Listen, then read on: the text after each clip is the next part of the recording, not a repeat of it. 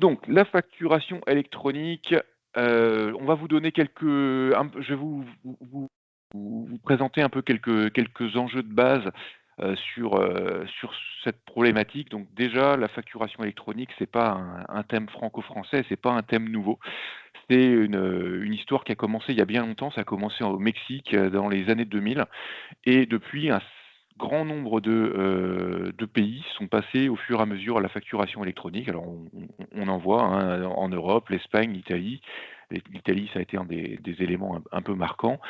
On a aussi depuis, plein de pays, là on voit l'Albanie, on voit le Kazakhstan, on voit le Kenya, on voit le Vietnam, qui y sont passés. La France aurait dû y passer, en 2024, mais il y a eu un report. La date d'application aurait dû être le 1er juillet 2024, on va voir que c'est le 1er septembre 2026. Et normalement, tous les pays européens devraient passer à la facturation électronique avant 2030, pour qu'on ait même sans doute une convergence des différentes facturations électroniques avec la réforme VIDA aux alentours de 2035. Alors c'est un sujet qui est, un sujet de finances publiques, évidemment. L'État a tout intérêt à passer à la facturation électronique parce que, on s'est aperçu que, la facturation électronique pouvait faire gagner à l'État entre 12 et 20 milliards d'euros, pardon, à l'année, selon les différentes estimations qui peuvent exister sur le marché. On sait que l'Italie, quand elle y est passée, le premier mois de passage à la facturation électronique, il y a eu 1 milliard de plus qui est rentré dans les caisses de l'État. Alors, c'est un enjeu effectivement de finances publiques un peu majeur qui fait qu'on pense, à ce stade, qu'il n'y aura pas de report, de nouveaux reports de cette réforme, eu égard à l'état, des finances publiques aujourd'hui. Alors, on n'est pas évidemment à l'abri qu'il y ait quand même des modifications, quand même des amendements, peut-être un report, finalement on n'en sait rien, hein. Je veux dire, on n'est pas maître de la politique, mais en tout état de cause, il y a déjà eu des tentatives, par des députés de faire un nouveau report qui a été rejeté. Ça, c'était, au printemps 2025. C'est un enjeu de finances publiques avant tout. C'est un enjeu de TVA, de modalités de déclaration de TVA. On imagine à l'issue de la réforme, les déclarations de TVA pourront être en partie pré-remplies. Donc ça va permettre de contrôler simplement la TVA, enfin des modalités de contrôle de la TVA, de simplifier l'élaboration des TVA, mais aussi d'en simplifier les modalités de contrôle. Et il y a un autre enjeu qui est, au moins, à mon avis, qui est très important pour les entreprises, parce qu'on peut y voir ici des contraintes et uniquement des choses qui sont intéressantes pour l'État, mais il y a aussi des enjeux qui me semblent intéressants pour les entreprises, puisqu'il a été estimé, alors là aussi il y a plusieurs estimations qui circulent, mais que le coût de traitement d'une facture papier pouvait être entre 9 et 12 euros, retenons 10. Alors, il y a des différences entre les factures émises et les factures reçues, mais une facture papier, le fait de l'émettre, le fait de la traiter, le fait de l'enregistrer, le fait voilà, de mettre toutes les tampons de validation dessus, ça peut en globalement coûter, à peu près 10 euros. Ceux qui sont passés à la facturation électronique nous disent que le coût de traitement d'une facture électronique est de l'ordre de 1,50 €.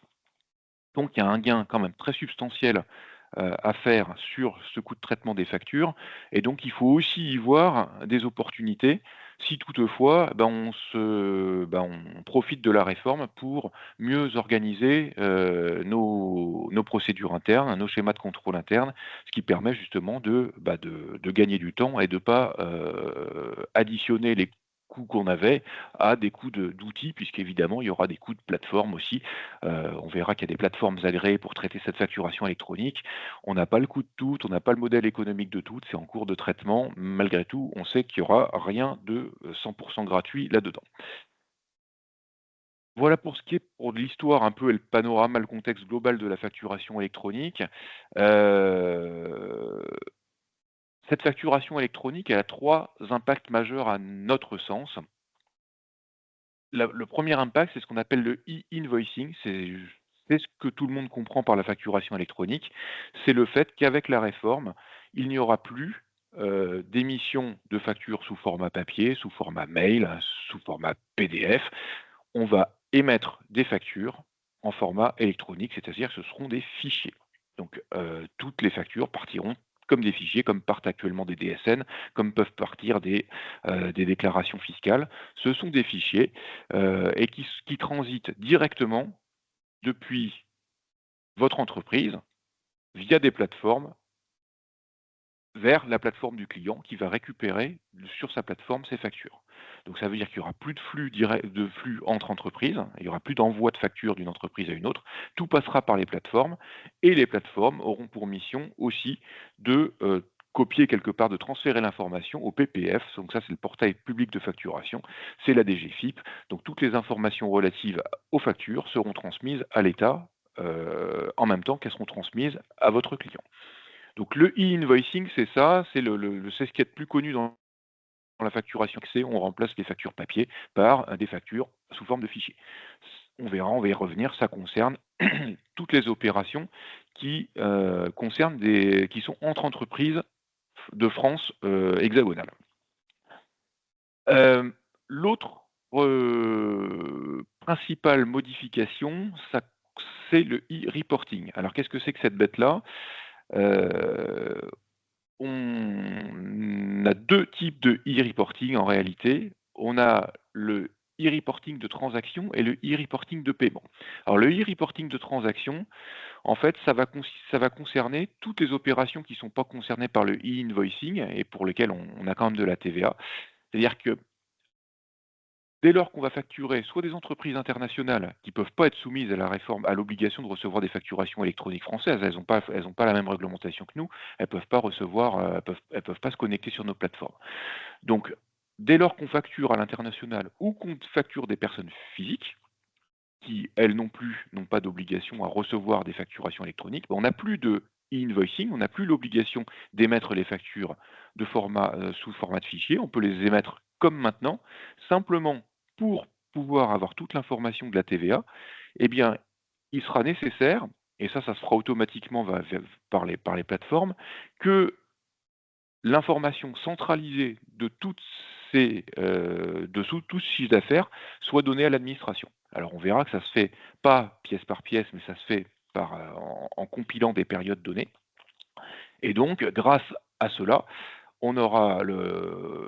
l'État aura l'information de tout le chiffre d'affaires émis et de toute la TVA qui sera collectée, soit à des entreprises via le e-invoicing, soit à des particuliers ou à des entreprises internationales via le e-reporting de transactions.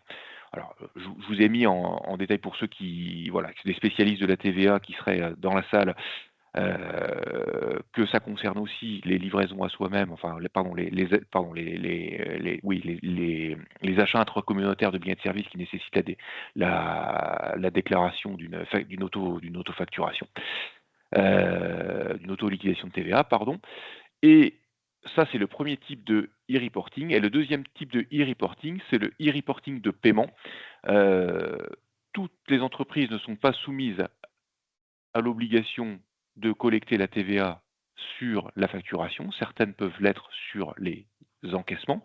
Ça concerne notamment tous les prestataires de services qui n'auraient pas opté pour les débits. Dès lors qu'on est un prestataire de service, eh bien, il y aura l'obligation également de communiquer tous les paiements qui ont été reçus à l'administration pour qu'elle puisse, là encore, contrôler votre déclaration de TVA.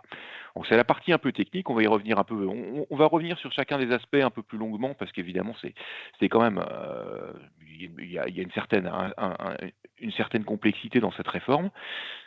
Le troisième pan qui me paraît tout à fait important aussi, c'est que pour traiter cela, on va avoir dans les plateformes, dans les différents logiciels, à traiter tout le cycle de vie des factures. C'est-à-dire qu'à partir du moment où une facture sera émise ou sera reçue, eh ben, il conviendra d'en déclarer l'état. Est-ce que la facture a été émise? Est-ce qu'elle a été acceptée? Est-ce qu'elle est en cours de traitement? Jusqu'à son paiement. Et c'est via la déclaration de ces différents cycles différentes étapes dans le cycle de vie des factures que quelque part va se faire le e-reporting de paiement. Donc, voilà les trois enjeux majeurs qui se dressent devant nous, les 3 chapitres majeurs sur la facturation électronique. Tout ça, ça va se faire de manière informatique, ça va se faire évidemment avec l'aide du cabinet. Ça peut paraître technique, mais il y a quand même plein d'outils qui sont déjà prêts, à ce stade. Plein de pays y sont passés avant nous, donc normalement, on devrait y arriver et ça va bien se passer. On attend les différentes dernières évolutions des outils, mais on est très clair de notre côté on est tout à fait en mesure de vous aider à faire passer cette réforme. Donc ça nous crée pas d'inquiétude particulière à ce stade.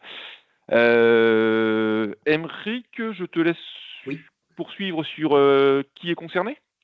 Donc, les concernés, c'est toutes les entreprises qui sont assujetties à la TVA, qu'elles en soient redevables ou non redevables. Et donc, ce qu'on entend par non redevable, en fait, c'est tous les micro-entreprises qui, effectivement, sur le principe, font des factures, mais sans TVA, mais à la base, c'est un régime particulier à l'intérieur d'un régime de TVA. Donc, les micro-entreprises, ça a une certaine importance pour quelle que soit l'entreprise, parce que si vous avez dans vos sous-traitants des auto-entrepreneurs, évidemment, ils vont avoir l'obligation de passer par cette réforme, donc de choisir une plateforme agréée. Donc, on le verra un peu par la suite, dans les démarches à effectuer pour préparer cette réforme, ça fait partie des entreprises, si elles sont des sous-traitantes pour vous, qu'il faudra sensibiliser parce qu'aujourd'hui, je ne suis pas sûr qu'ils aient tout à fait conscience des obligations qui vont les concerner. Donc, je disais, tous les redevables de la TVA sont concernés. Il y a quand même quelques exceptions.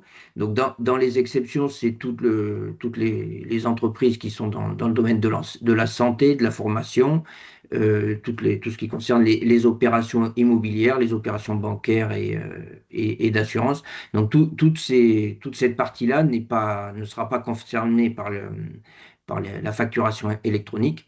Mais il ne faut pas, vous, quand vous allez traiter ce sujet, il y a effectivement votre société d'exploitation, mais certains d'entre vous, je pense par exemple à des viticulteurs, peuvent avoir des GFA qui sont détenteurs de terres, et donc il y a du fermage qui est facturé soumis à TVA. Donc ça veut dire que les GFA sont concernés aussi par ce périmètre. C'est aussi vrai pour les SCI qui détiendraient des bâtiments d'exploitation.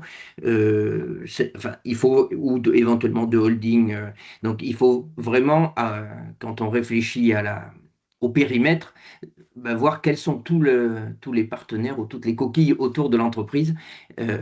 Parce qu'évidemment, on va tous penser à l'entreprise principale, mais il y a quand même toute la périphérie autour ben, qui est aussi concernée. Donc, il y a aussi l'obligation de choisir une plateforme agréée pour recevoir des factures et surtout pour en émettre vis-à-vis des sociétés d'exploitation. Et enfin, il y a tout un pan qui est hors champ, donc c'est tous les particuliers, toutes les associations et toutes les entreprises qui ne sont pas françaises, soumises au régime de TVA en France, même si si on se projette dans quelques années, il y a une réforme au niveau européen qui est en train d'être mise en route et l'objectif, je crois que c'est qu'elle soit opérationnelle pour 2030. Donc, il est possible que les entreprises européennes, à terme, soient incluses dans ce fonctionnement de réforme, mais pour l'instant, c'est quand même assez lointain. Donc, aujourd'hui, ces trois cas-là sont exclus de la réforme de la facturation électronique, mais pas forcément du e-reporting dont vous a fait part Pierre tout à l'heure. Mais sur la partie émission, y a pas rien ne change par rapport à aujourd'hui. C'est-à-dire que bah, demain, vous ferez une facture à un particulier s'il souhaite sa facture, mais aujourd'hui, il n'y a pas d'obligation, mais elle ne sera pas envoyée de façon automatique au portail de l'État. Ça sera transmis comme aujourd'hui, c'est papier, par mail, enfin par ce que vous voulez. Mais par rapport à ça, il n'y a pas de changement en tant que tel. Le changement ne concerne que les échanges intra-entreprises soumis à la TVA.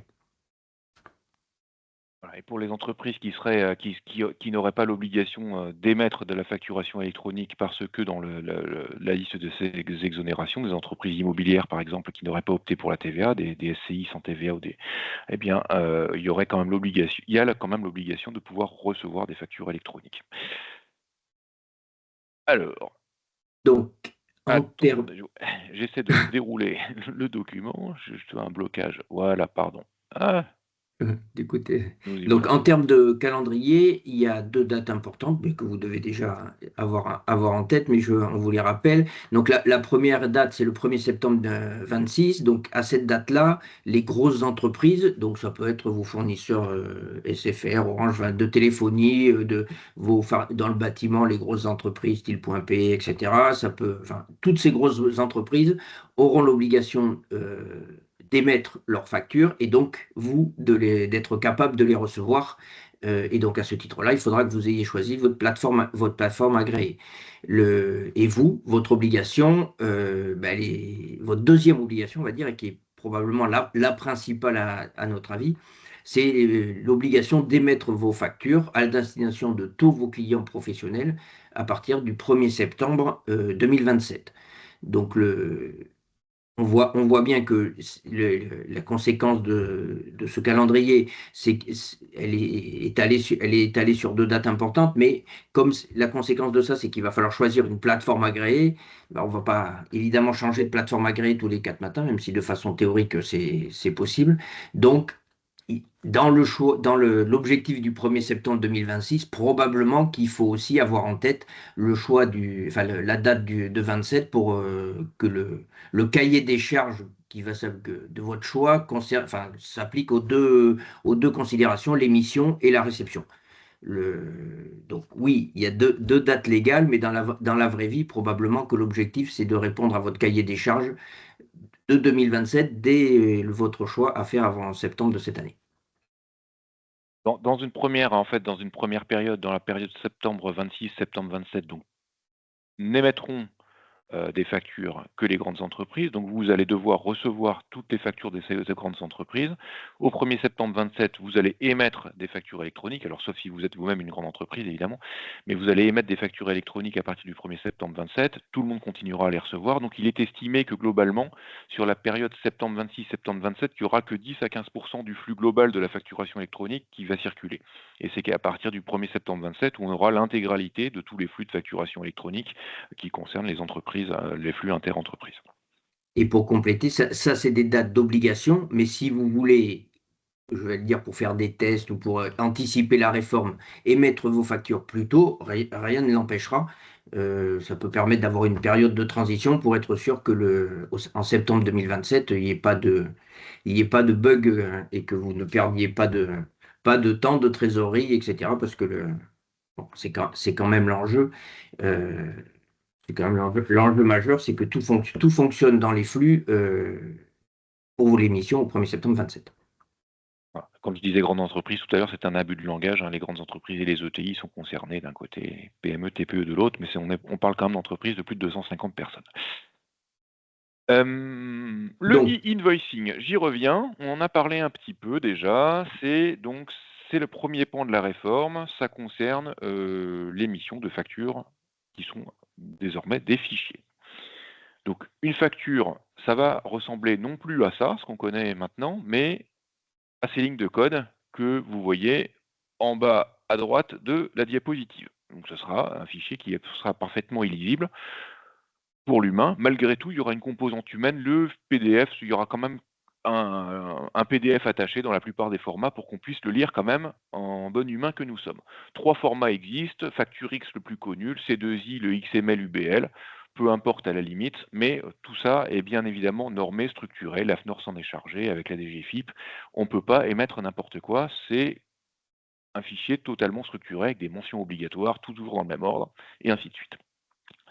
Comment est-ce que ça fonctionne cette affaire?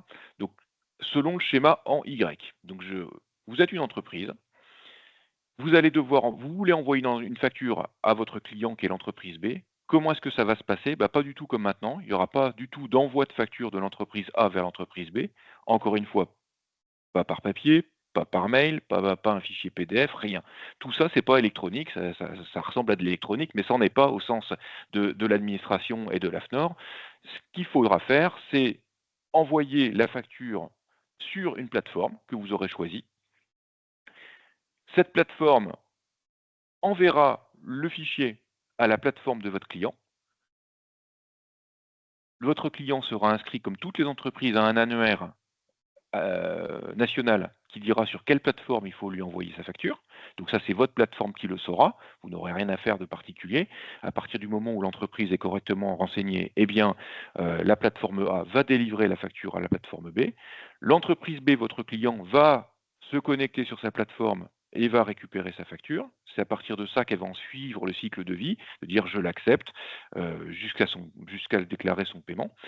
Et en même temps que la plateforme, votre plateforme envoie la facture à la plateforme du client, eh bien, une copie sera émise au PPF, qui est le portail public de facturation, qui concentrera toutes les données relatives à la TVA.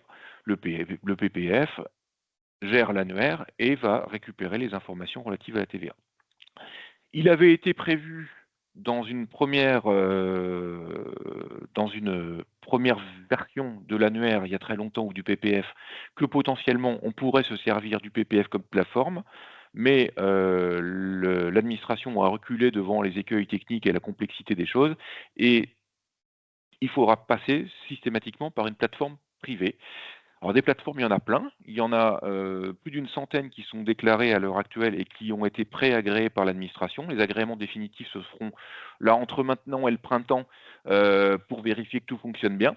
Mais donc on a plus d'une centaine de plateformes qui sont en capacité de récupérer des factures et d'émettre des factures. Donc c'est un peu dans cette jungle que nous, on va vous aider, sachant que tous les outils que l'on a au cabinet, je le dis d'ores et déjà, tous les outils que l'on a au cabinet ont été homologués ou pré-homologués comme plateforme. Et pour ceux qui utilisent Ingénéo est une plateforme, ceux qui utilisent ACD, la comptabilité, c'est une plateforme, ceux qui utilisent Time, c'est une plateforme aussi. Enfin, quasiment tous nos outils ont été pré-homologués plateforme, et donc après tout ceci devra interopérer. Les plateformes, pour pouvoir être homologuées, doivent pouvoir communiquer entre elles. Donc là, il n'y a pas de questions particulières à se poser. Tout ce qui est pour pouvoir être agréé, faut pouvoir communiquer avec toutes les plateformes. Donc il n'y a pas tellement de questions à se poser sur est-ce que ma plateforme est en capacité de communiquer avec celle du client. Ce sera forcément le cas. On verra qu'il y a des subtilités techniques en revanche quand vous avez un logiciel de gestion commerciale. Mais ça, peut-être qu'on y reviendra un petit peu après. Le deuxième point, c'est le e-reporting. Aymeric, c'est toi qui en parles? Non, c'est C'est toi, toujours mais moi. Eh ben, j'en oui. parle, il n'y a pas de Allez. problème. Le e-reporting de transaction, donc là, on est en train de parler des factures qui ne sont pas émises à une autre entreprise, mais des factures qui sont émises soit à l'international, soit à des particuliers. Donc ces entreprises-là, pour ces opérations-là, eh bien quelque part, votre plateforme devra récupérer la totalisation du chiffre d'affaires qui a été fait sur une période donnée pour l'envoyer à l'administration fiscale. Là, il n'y aura pas de communication sur une plateforme de clients, puisque les particuliers ne sont pas inscrits à des plateformes. Et encore une fois, tout ce qui concerne l'international n'est pas non plus inscrit à des plateformes. Donc il y aura une centralisation qui sera faite par votre plateforme pour dire le chiffre d'affaires s'étend sur telle période, et ça, je l'envoie au portail public de facturation. Comment est-ce que la plateforme va se débrouiller? C'est assez simple en fait. Si la personne est inscrite à l'annuaire, eh bien, ça veut dire qu'elle est une entreprise et le flux va partir en e-invoicing. Si jamais la personne n'est pas inscrite sur l'annuaire, eh bien, c'est qu'on ne peut pas faire passer la pièce directement ou le fichier directement sur la plateforme du client. Et donc, votre plateforme va faire la centralisation de ces flux et va les déclarer, comment dirais-je, les communiquer par période au portail public de facturation. Alors, dans l'état actuel des choses, selon le régime de TVA auquel vous êtes soumis, si vous êtes au régime normal mensuel ou si vous êtes sur des régimes plus simplifiés, eh bien je dirais le rythme de déclaration ou de communication au PPF diffère. Alors, on est pour le moment sur des rythmes de décade pour ce qui concerne les entreprises au régime réel normal mensuel, mais je sais que j'ai entendu des choses au Congrès de l'Ordre sur ce sujet-là. Peut-être qu'il y aura des amendements, j'ai pas vu le texte définitif passer, mais peut-être qu'il est passé très récemment, pour sans doute simplifier ces choses-là. Alors ça simplifie sans réellement simplifier puisque de toute façon, normalement, ça se fera de manière complètement automatique, hein. Tout ce qui concerne la communication des données au PPF ne change rien à la réglementation TVA. Vos déclarations seront toujours envoyées dans les mêmes délais qu'actuellement. Donc là, il y a pas de nouveauté, concernant ce point-là. Alors pourquoi est-ce que le e-reporting est important aussi?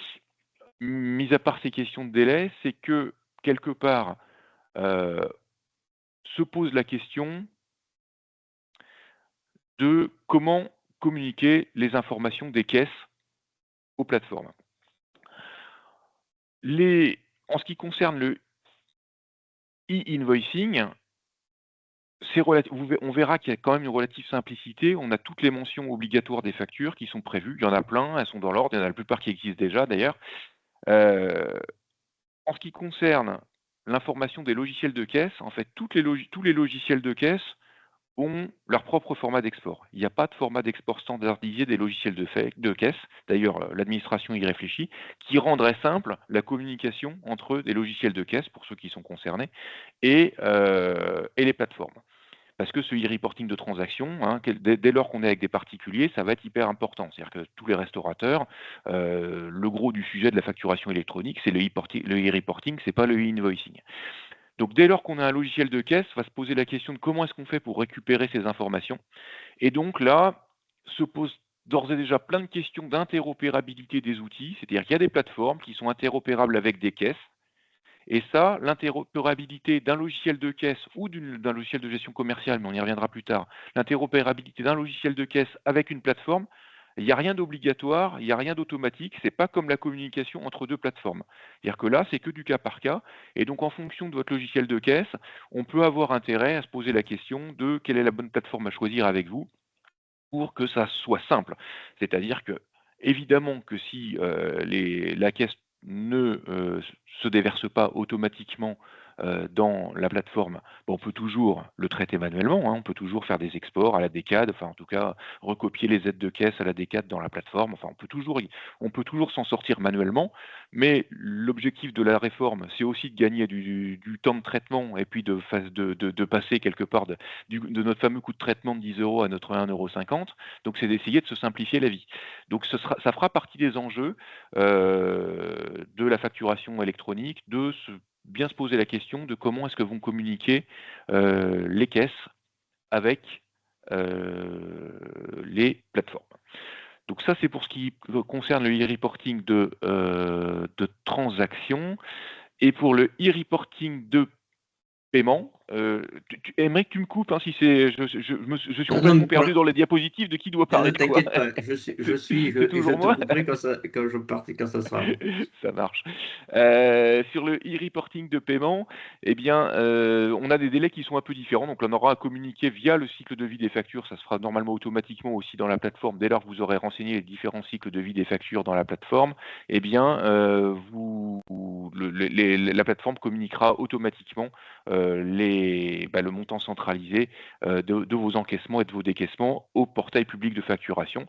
Et comme évidemment, sinon ce serait trop simple, eh bien les délais de communication pour ce qui concerne le e-reporting de paiement et le e-reporting de transaction, les délais ne sont pas les mêmes. Là, il n'y a pas de question de décade, on est toujours sur des fréquences mensuelles ou une fois tous les 2 mois.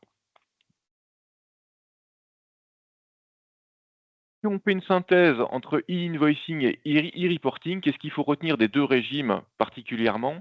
Eh bien, c'est que sur, le e-invoicing, ça ne concerne que donc les transactions entre 2 entreprises assujetties à la TVA de France hexagonale, que les factures sont transmises dans un format de fichier, un des 3 formats du socle, UBL, C2I, FactureX, que la transmission on aura la transmission de toutes les factures dès le lendemain à la plateforme, à la plateforme DGFiP, qu'on aura le suivi du cycle de vie des factures à l'intérieur de la plateforme et qu'on aura une fréquence du flux à la facture. Quand il s'agit de e-reporting, donc de facturation à un client personne physique ou à l'international, la facturation est libre. Il y a pas de on peut continuer à envoyer des factures, papier, on peut envoyer des PDF, on fait comme on faisait avant puisque ça ne passera pas par les ça peut pas être reçu par la plateforme du client. Heu, i donc facture libre, transmission des factures libres, toutes les modalités sont possibles. Transmission à la DGFiP de manière centralisée, via le e-reporting et faire référence du flux, bah, à la décade mensuelle ou bimensuelle. Heu, Donc pour ouais. compléter ça, ce qu'il faut avoir en tête, c'est que les pratiques un peu particulières d'aujourd'hui, où les factures sont émises avec un certain décalage ou avec ou même quelques mois, quelques semaines après, parce qu'on a laissé un trou dans la facturation. Enfin, tout ça, ça va obliger à avoir un rythme de facturation qui est au fil de l'eau. C'est-à-dire que bon an, mal an, quand votre facture est validée, elle sera transmise de façon automatique et systématique à la DGFiP et évidemment à votre client, qu'il ne sera pas possible de la corriger s'il faudra absolument faire des avoirs. Enfin, on rentre quand même dans une obligation de systématique et de rythme, de rythme économique normal, on va dire ça comme ça.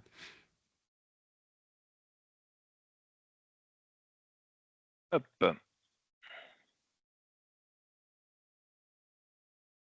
Donc, le cycle de vie de la facture, donc en fait, quand vous allez mettre la facture à votre client, en fait, un certain nombre enfin, quand vous allez valider votre facture et qu'elle va être envoyée à votre client par la plateforme agréée, un certain nombre de statuts vont être suivis sur votre plateforme. On verra sur la diapo d'après la tête que ça peut avoir. Donc, la première étape, puisqu'il y a quelques étapes qui sont obligatoires, il y en aura quelques-unes qui seront facultatives et qui dépendront des plateformes.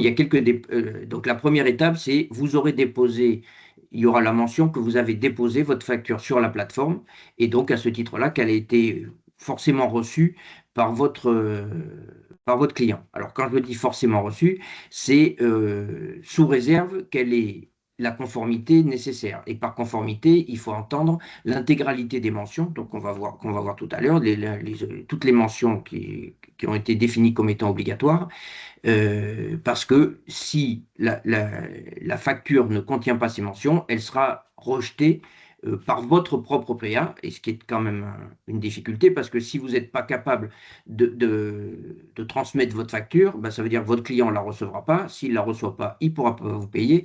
Enfin, ça a quand même des conséquences sur la vie de la trésorerie, et donc la vie de l'entreprise, qui sont quand même très, très significatives. Donc, une fois sur la plateforme a été déposée votre facture, votre client doit, entre guillemets, la valider, donc indiquer s'il la rejette ou s'il l'accepte. Alors, quand on dit rejeter, il y a quelques motifs qui ont été définis de façon standard par l'administration.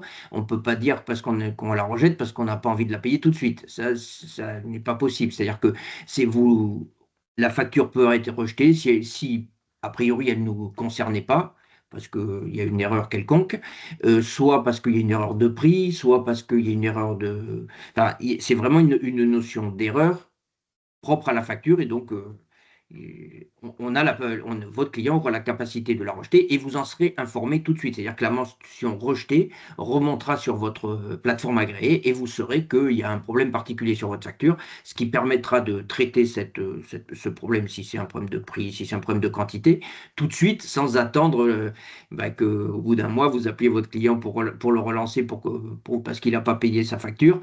Et là, il vous dit, ah oui, oui, mais j'ai oublié de te dire, c'est parce que je n'étais pas d'accord sur le prix. Là, en fait, vous aurez l'information tout de suite, puisque le client aura l'obligation de valider ou de rejeter la facture. Donc ensuite, il y a quelques mentions intermédiaires qui peuvent exister. Chaque plateforme propose ou pas des mentions intermédiaires. Mais donc ensuite, le cycle de vie de la facture suit son chemin jusqu'au paiement, où à la date d'échéance, votre client est censé vous payer, sachant qu'aujourd'hui, il n'y a pas d'obligation différente de ce qui existe déjà dans les textes, de respect des échéances. Il n'y a pas de contraintes supplémentaires qui vont naître. Donc, on voit bien que Donc aujourd'hui, ben, chaque client fait un peu ce qu'il veut, et il est nécessaire de le relancer. Donc dans un premier temps, ça ne change pas. On peut probablement imaginer que dans un futur proche ou à moyen terme, bah, l'État se mêle un peu ça et contraint les clients à respecter les délais de règlement, puisque l'enjeu de la facturation électronique, c'est aussi de fluidifier l'économie, de fluidifier la circulation de trésor et qu'on n'attende pas d'être payé pour payer, etc., etc. Enfin, comme la publicité qu'on entend régulièrement nous le dit. Donc, et effectivement, une fois que le client a payé, remonte sur votre PA le montant, enfin la mention encaissée, et ça permet derrière, et sachant que la mention est évidemment transmise au portail public de l'État, donc ça permet d'avoir une cohérence sur les déclarations de TVA derrière, puisque ben, qu'on soit sur les encaissements ou sur les factures, ben, l'État aura l'intégralité des informations pour savoir précisément à quel moment on est censé reverser la TVA, et il ne pourra pas y avoir les petits décalages que certains, même si ce n'est pas tout à fait conforme, peuvent faire parce que bah, ils n'ont pas la trésorerie à l'instant T.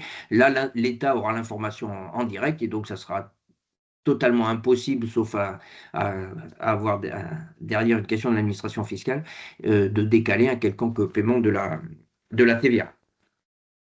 Donc, si sur la page d'après, donc la tête que peuvent avoir ou qu'aura votre plateforme agréée, donc là, la copie d'écran, c'est celle de notre logiciel ACD, Cador, qui s'appelle le village connecté. Donc, en fait, alors c'est un peu petit peut-être à l'écran, mais en fait, ce que vous aurez, c'est en fait, c'est un, un récapitulatif de l'intégralité de vos factures fournisseur. Donc, déjà, vous envoyez l'avantage, c'est-à-dire que nécessaire, il sera plus nécessaire de courir à droite à gauche pour aller récupérer les factures de vos fournisseurs. Elles seront toutes centralisées ici.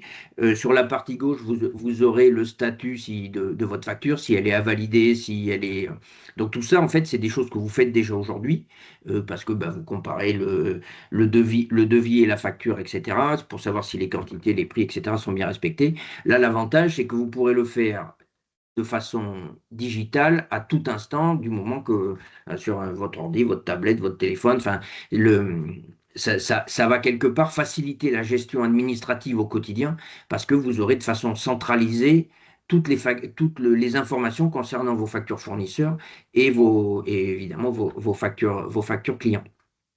Le, et on voit aussi que normalement, même si ce n'est pas une zone obligatoire, la majorité des plateformes remonteront les dates d'échéance, etc.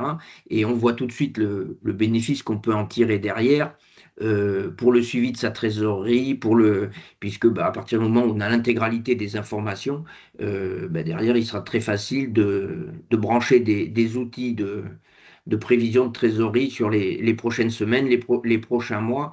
Donc, dans le pilotage de l'entreprise, il y a quand même on voit que ça va se fluidifier de façon très, très nette.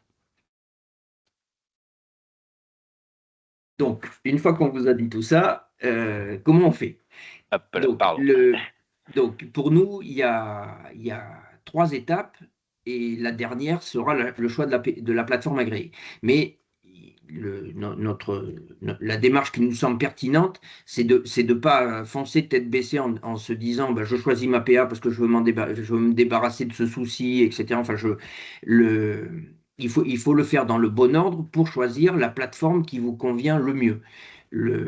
Alors, probablement que pour la majorité d'entre vous, en tout cas tous ceux qui utilisent les outils du cabinet, bon, ça peut être relativement facile si vous êtes satisfait des outils que vous utilisez aujourd'hui. Malgré tout, il peut quand même y avoir des nécessités d'évolution en fonction du logiciel de facturation que vous aurez, puisqu'il faut qu'il soit quand même compatible avec l'APA. Donc, la première étape, c'est avoir une facturation aux normes. Donc, qu'est-ce que ça veut dire? Ça veut dire qu'il faut que votre logiciel de facturation soit capable d'émettre une facture avec les 26 mentions qui sont aujourd'hui obligatoires. Il y en aura 8 nouvelles qui arriveront derrière. Donc, il n'y a fondamentalement rien de nouveau sous le soleil, dans le sens où bon, pratiquement toutes ces informations, elles existent.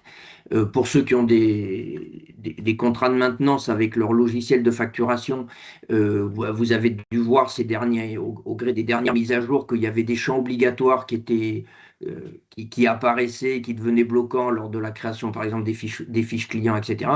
Donc, on voit bien malgré tout que pour les logiciels qui sont du marché et qui sont soumis à un abonnement, etc., petit à petit, ils sont mis aux normes et il y aura vraiment pas de sujet. Le sujet, il concerne principalement ceux d'entre vous, s'il y en a, qui font des factures Word, Excel ou sous un mode qui ne contient pas toutes ces mentions. Et donc, dans ces cas-là, il n'y a pas d'autre choix que de choisir un logiciel. Donc, il y en a énormément quand même sur le marché. Il faut avoir en tête que beaucoup de plateformes vont proposer des logiciels de facturation qui sont relativement simples. C'est-à-dire que si vous faites de la prestation de service, là, à peu près toutes les plateformes proposeront un logiciel de facturation qui leur sera lié. Si par contre vous avez des contraintes métiers, je pense au bâtiment, je pense à la viticulture et bien d'autres encore, là, ils ont pas tous forcément un logiciel de facturation qui correspondra à vos souhaits. Mais ce qu'il faut avoir en tête, c'est que tous les logiciels qui existaient et qui existent aujourd'hui au cabinet, enfin, on s'est assuré qu'ils seraient compatibles avec les plateformes. Donc, en fonction de vos cas, n'hésitez pas à nous solliciter pour que on vous guide dans le choix du logiciel pour qu'il soit, bon an, mal an, le plus adapté, le moins coûteux et le plus facile à prendre en main, d'une part pour votre facturation, et aussi pour reprendre, si vous avez des données de, de fiches clients, enfin bref, qu'on vous facilite un peu la vie pour reprendre les articles et l'intégralité des fiches, des fiches clients qui seraient utiles pour votre facturation future. Si je peux me permettre de rajouter deux trois éléments là-dessus, en fait, dans les plateformes, agréées, il y a trois familles, on va dire, principales d'entreprises qui sont des plateformes agréées. On a des logiciels de facturation qui sont devenus plateformes agréées, c'est-à-dire qu'ils étaient en capacité d'émettre des factures, ils se sont rendus capables de les recevoir. On a des logiciels qui étaient plutôt des logiciels d'ossérisation, de réception de factures, de conversion de factures en écriture comptable, qui se sont dit, bah, on est capable de très bien recevoir des factures, donc on va être capable de recevoir des facturations électroniques, et on va essayer d'en émettre aussi avec des petits modules supplémentaires pour de la facturation simple. Et on a des PA, des plateformes agréées, qui viennent du milieu des banques. Pourquoi? Parce que, quelque part, dans le suivi du cycle de vie de la facture, si jamais on a l'information de ce qui a été encaissé et décaissé parce que c'est une connexion directe à la banque, bah, c'est beaucoup plus simple de suivre le cycle de vie de la facture. Donc on a trois familles d'acteurs qui se bagarrent sur le marché de la plateforme agréée, donc ceux qui viennent de la facturation, ceux qui viennent de la réception de factures et ceux qui viennent des banques. Donc il y a une confusion à pas faire, à mon sens, entre plateforme agréée et logiciel de facturation. C'est pas la même chose. Il y a des plateformes agréées qui sont aussi logiciels de facturation, mais la plupart le sont que partiellement ou que sur des cas relativement simples.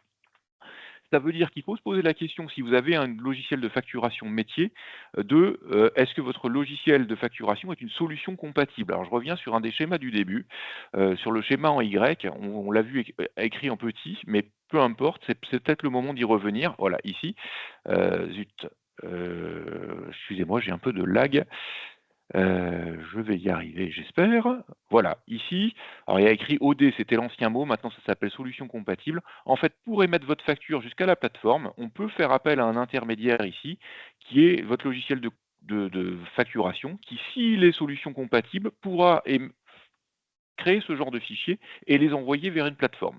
Donc ça, c'est tout l'intérêt, c'est tout l'objectif. C'est si vous avez besoin d'un logiciel de facturation un peu spécifique ou si vous en avez un dans le métier, l'idée, c'est plutôt de le conserver, de vérifier qu'il est bien compatible. Et ensuite, le, tous les logiciels, toutes les solutions compatibles ne sont pas compatibles en revanche avec toutes les plateformes. Ça, c'est une complexité. Autant toutes les plateformes sont compatibles entre elles, autant les gestions commerciales ne sont pas forcément compatibles avec toutes les plateformes, tout comme les caisses ne sont pas forcément compatibles avec toutes les plateformes non plus. Donc, en fonction de ce que vous avez comme outil de facturation, il y a forcément une question à se poser sur l'interopérabilité de votre gestion commerciale avec la plateforme. Voilà, c'est un des points qu'il faut qu'on regarde ensemble, qu'on étudie ensemble. Il y a des cas de figure qui sont très simples, qui sont déjà très connus. Il y a beaucoup de logiciels de facturation qui préconisent une plateforme. Des plateformes qui, par exemple, vous entendez beaucoup parler de Penny Lane, j'imagine, comme nous tous, qui, eux, ont plutôt une stratégie de pouvoir interopérer avec quasiment toutes les gestions commerciales. Il y aura forcément une solution, mais il faut se poser la question. Voilà. Je reviens, excuse-moi, Émeric, Non, je non, te mais redonne c'était la main important. sur la. Donc, On en était là.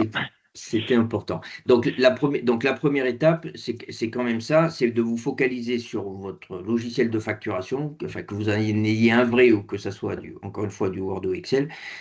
Ça, c'est la première étape. La deuxième étape, toujours dans cette partie facturation, c'est la partie données de votre logiciel. C'est-à-dire, est-ce que au niveau de vos fiches clients, vous avez toutes les informations nécessaires?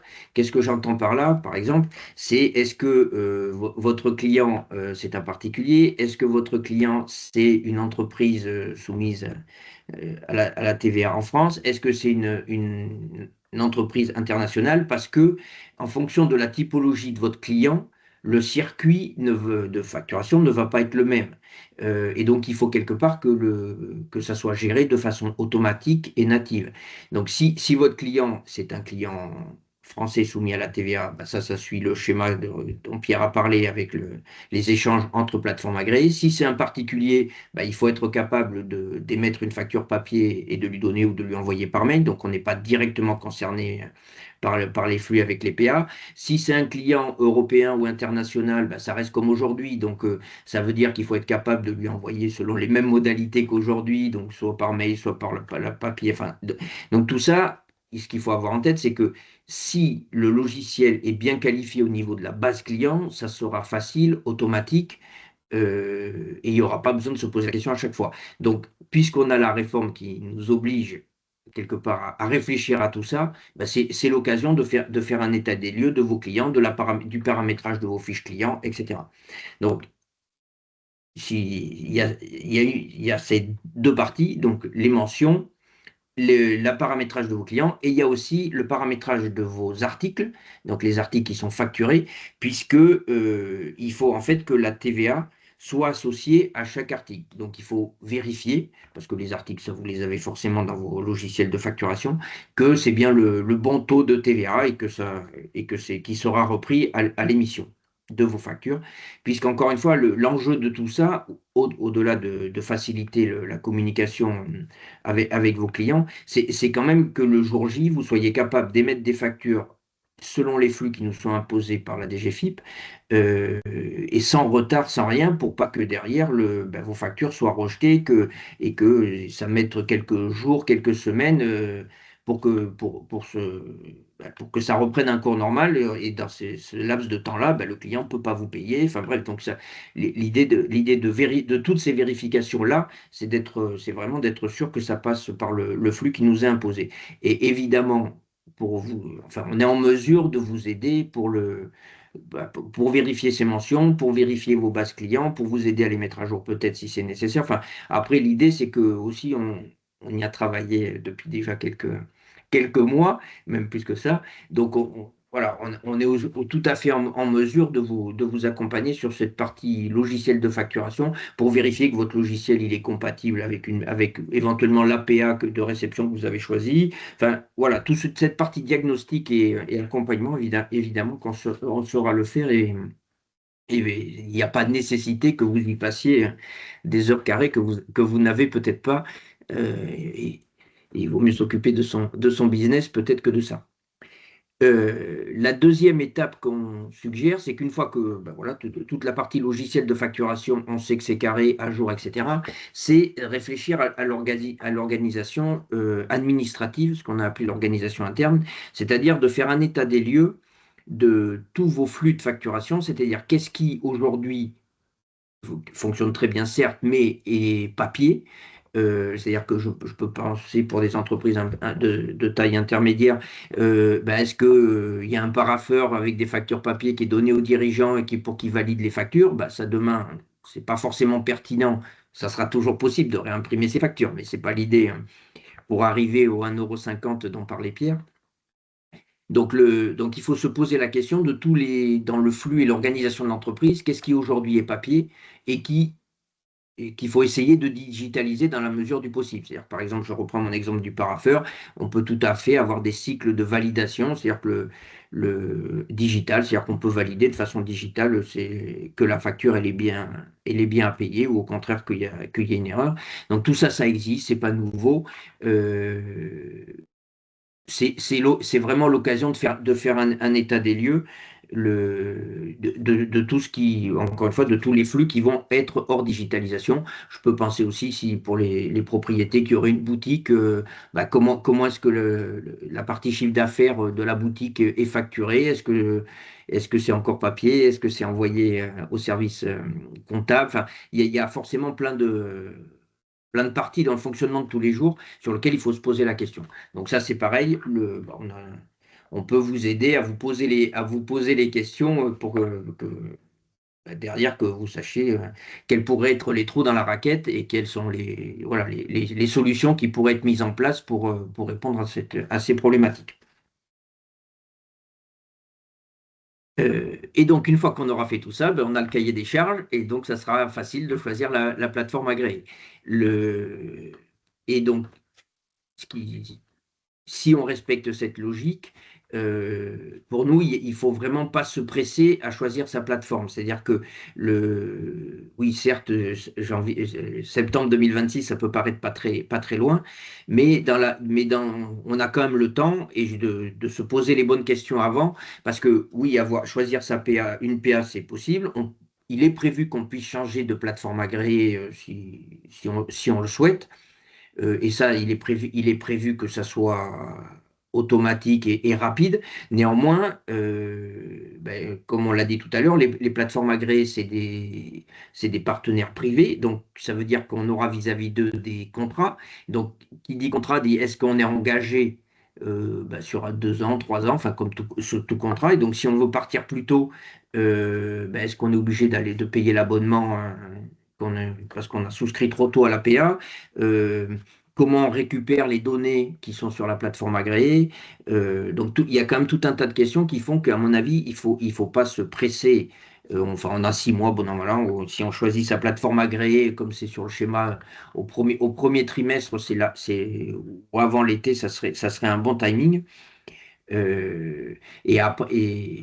Bon, après, il faut quand même considérer que pour tous ceux qui utilisent les outils du cabinet, pour nous transmettre les factures, comme l'a dit Pierre tout à l'heure, elles seront toutes plateformes agréées, donc que ça soit Ingenio, que ça soit ACD, que ça soit Meg, que ça soit le Time. Donc, pour quelque part, le choix naturel pourrait être d'aller vers ces plateformes, sous réserve que la partie facturation soit utilisée dans la même plateforme ou qu'elle soit compatible avec la plateforme. Donc, que nous, on est capable de vous apporter sur cette réforme. Donc, c'est tout ce qu'on vient de vous dire sur le diagnostic de départ, c'est-à-dire que que ce soit sur votre partie facturation pure, votre logiciel, dans quelle mesure il est adapté et il va passer tranquillement la réforme. Et quand je dis adapté, c'est qu'il est capable de répondre à votre cahier des charges.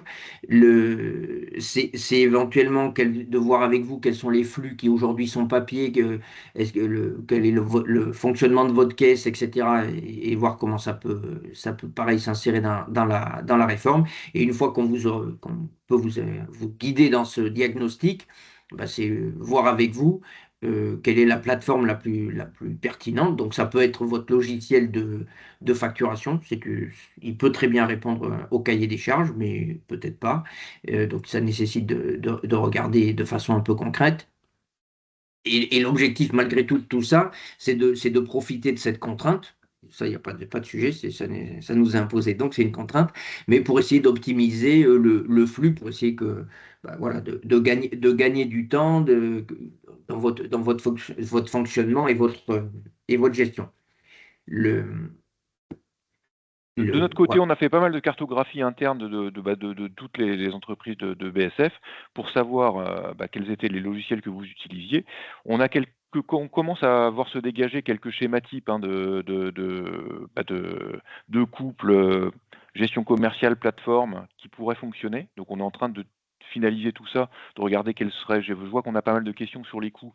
Donc on est aussi en train de traiter avec les différents fournisseurs de PA pour essayer de voir ce que pourraient donner les coûts de ces différentes solutions dans ces cas de figure-là. Donc on a quelques solutions qui commencent à se dégager, qui seront un petit peu clés en main, mais on a aussi pour les entreprises qui sont particulières, qui ont des logiciels particuliers, qui ont des organisations particulières, eh ben, on a tout à fait la possibilité de faire un peu de sur-mesure, de vous accompagner plus ou moins profondément selon les trois modalités qui vous sont indiquées ici, pour vous aider à passer au mieux la réforme. Je sais pas, Aymeric, si tu voulais compléter. Oui, alors peut-être que puis ça répond aussi en partie à quelques questions sur la partie coût dont tu viens de parler. Donc aujourd'hui, chaque plateforme a son propre modèle économique. Donc chaque plateforme a des coûts qui sont très différents, mais il y a quand même quelques tendances qui se dessinent. Donc pour les plus gros logiciels de facturation, je pense à Isavigne pour la partie viticole ou les gros logiciels de facturation. En fait, ce qui se dessine, c'est que la plateforme soit entre guillemets gratuite. Ça serait l'abonnement du logiciel qui, au cours de l'année 2026 et 2027, serait augmenté. Donc, suivant les logiciels, on entend des augmentations de tarifs qui seraient de l'ordre de 8 à 10%. Donc, d'une certaine façon, ça financera l'APA qui indique comme étant gratuite. Ensuite, il y a un certain nombre de plateformes qui envisagent de facturer d'une part au nombre d'utilisateurs qui utilisent leur plateforme, le nombre d'utilisateurs de l'entreprise qui utiliseraient la plateforme et le nombre de factures qui seraient traitées. Donc là, les coûts qui se dessinent, c'est aux alentours d'une quinzaine d'euros par mois et par utilisateur, ce qui peut monter effectivement en fonction du nombre de factures.